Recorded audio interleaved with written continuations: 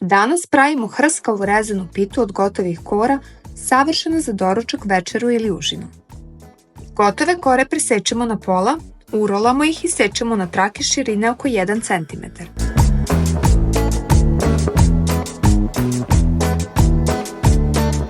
Polovinu isečenih kora stavljamo u podmazan pleh i ravnomerno rasporedimo.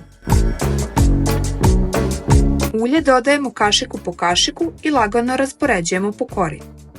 Dodajemo polovinu izmrvljenog sira. Ponovo stavljamo ulje na isti način, a zatim dodajemo drugu polovinu rezanih kora.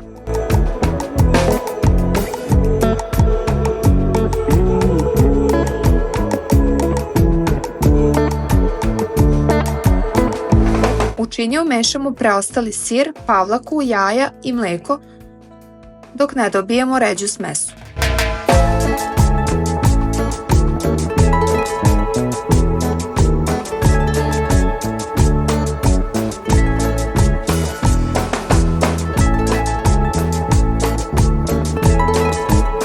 Zatim dodajemo so po ukusu. Tom smesom prelivamo celu pitu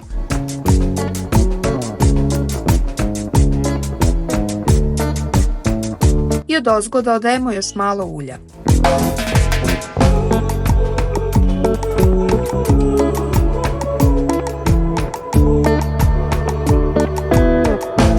Pečemo u prethodno zagrejanoj rerni dok pita ne dobije lepo zlatno smeđu boju. Ja sam je pekla nekih 25 minuta. I to je to. Brza, hrskava, sočna pita je gotova. Prijetna! Ako vam se dopao recept, ostavite like i zapratite kanal za još ukusnih ideja.